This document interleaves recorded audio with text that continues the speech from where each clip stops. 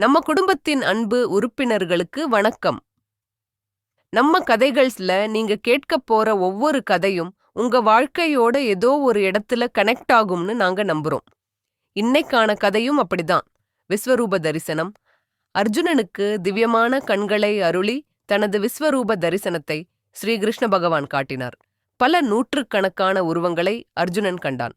சிவன், விஷ்ணு, பிரம்மா, இந்திரன், வருணன், வாயு, அக்னி, மிருத்யுதேவன், பராசக்தி, லட்சுமி, சரஸ்வதி, காளி, ஹனுமன், கருடன், இன்னும் கணக்கிலடங்கா தேவர்களின் உருவங்களும் எண்ணற்ற கைகள் கால்கள் கண்டு அர்ஜுனன் பயப்படும் அளவிற்கு முன்னும் பின்னும் மேலும் கீழுமாக பல உருவங்களையும் பல லோகங்களையும் கண்டான். பகவான் திருமேனிக்குள் அண்ட சராசங்களைக் கண்டு இந்த பிரபஞ்சமே பகவான் என்பதை உணர்ந்தான்.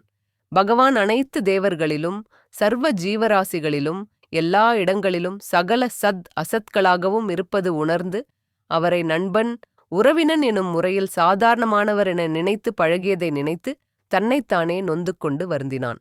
இந்த விஸ்வரூப தரிசனம் இறைவன் ஒருவனே, சகலமும் இறைவனே, 5 பூதங்களும் இறைவனே, மரம் செடி கொடிகள் உண்ணும் உணவு ஆகிய அனைத்தும் இறைவனே என்பதை நாம் நன்கு உணர்ந்து அனைத்ததிற்கும் அலட்சிய மனப்பான்மையை ஒழித்து தகுந்த மரியாதை கொடுத்து வாழ வேண்டும்.